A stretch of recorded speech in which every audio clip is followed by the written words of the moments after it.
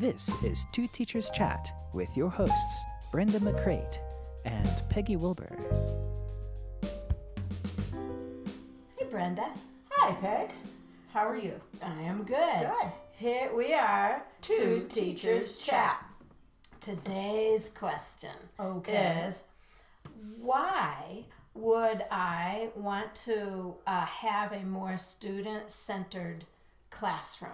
So I'm starting off with a why based on our last video when we Okay, talked you about... need a why. I got need a it. why, Okay. yes. Okay, well, student-centered is, typical buzzword, but it's an important buzzword. The why, I have two reasons.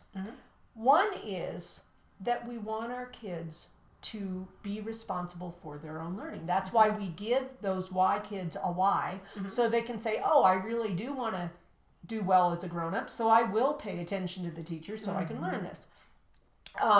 We want them to take responsibility for their own learning, and we want them to become leaders in their own right. And in order to do that, we have to let go of the reins a little bit.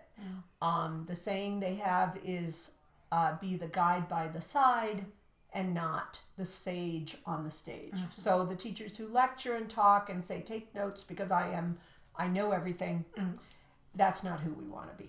We want to be the guide on the side who shows and demonstrates and then watches as the kids take over. The other reason is because it's just a whole lot easier for the teacher. If you want to enjoy teaching and feel like you're not working nearly as hard, and the kids are working harder than you, which means they're learning more than you, then let them take ownership. And so the first area you can do that in is behavior.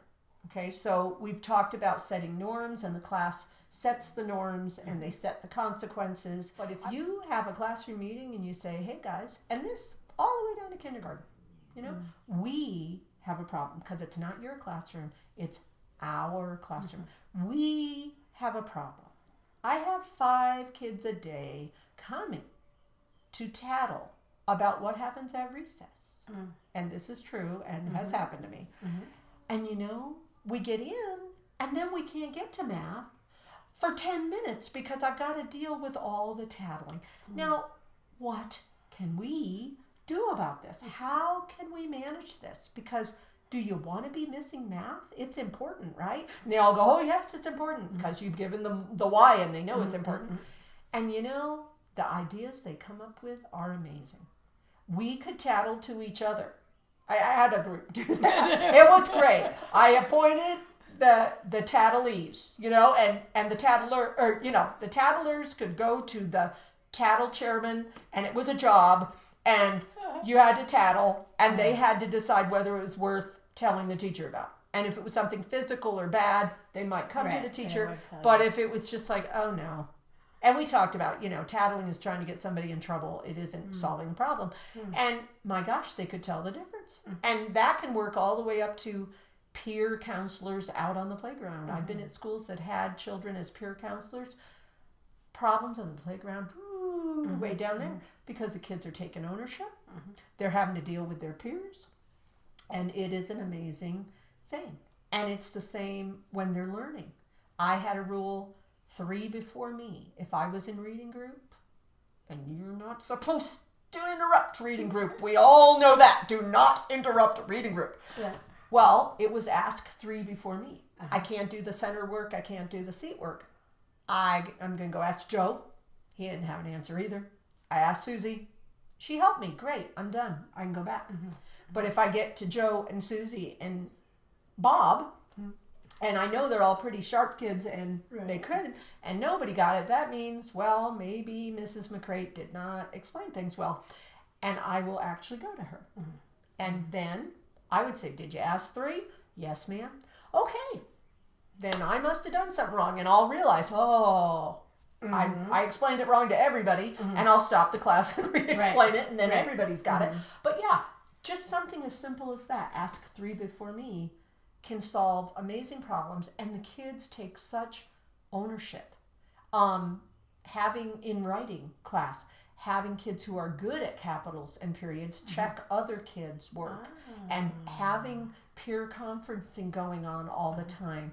The more you can give power to the kids, you know, where they're choosing the consequences, or they're choosing whether something is bad enough to have to make new rules for, or they're helping each other because they are good at something.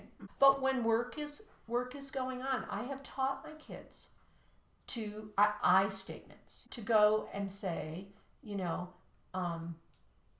could you please stop humming? I can't get my work done. And usually, you know, we hummers, because I am one, we don't know we're humming. We don't know we're disturbing anybody. Somebody tells us we stop, you know. And it's very polite, and usually, you know, and you have to train it out of them. I wasn't humming, Right. you know. And, you know, you have to work at that. And you'll have your kids who do disturb. You know, that's who they are, and they're disturbing most of the class most of the time. But the kids are taking initiative to ask. And they also know, if I've come over to you and I've asked you to stop doing whatever it is that's bothering me, and you either blatantly refuse or you stop for a minute and keep going, then I can come to the teacher, you know. And especially, it depends on the age of the kids, you know. Right. You've got to judge that too. But absolutely, they need to know that they are responsible for taking care of problems as much as possible. But there is the ultimate authority, and you are it. You are, you know. Would you then take it into a class meeting? If it was continual. Now, if it's one kid and I know they really can't help it, they just blurt or they just hum or whatever, I would do you know, I think you need a little private cubicle. We're going to move you over here during center time. And it's not punishment. I just want you to be able to get your work done, and everybody else to get your work done. Because, you know, I know you hum, and I do too, and it's okay. Just don't do it real loud, you know. And then that makes it okay, you know. And the other kids are okay because they're a little farther away and whatever. But if it's a large number of kids doing that, you know, like not being on task and bothering their neighbors, and you know, or coming over and, you know, asking certain children to do their work for them or something, you know, and they bring it up, it's like, yep, class meeting time. How can we solve this? Why is it a problem? What should we be doing? You know, all those problem solving things. Now, it takes time, and we know we don't have any.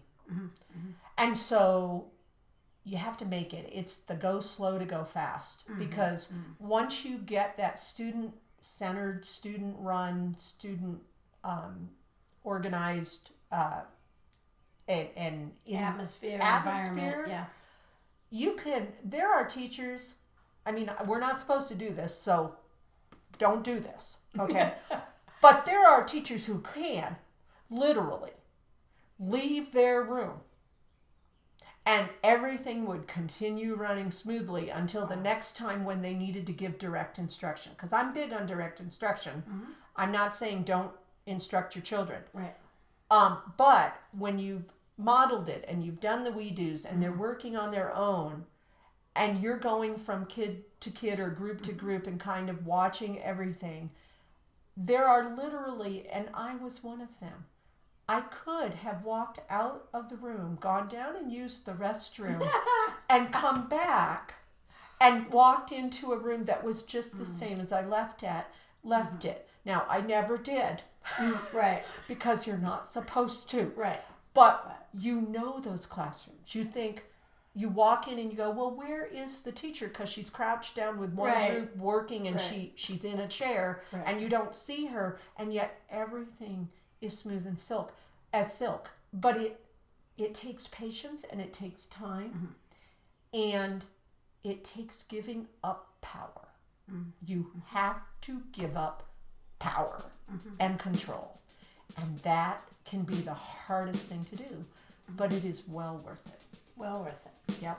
Empower your students, and then make your life easier. Enjoy. Thank you for watching 2 Teachers Chat. Until next time, and remember, teachers touch lives forever.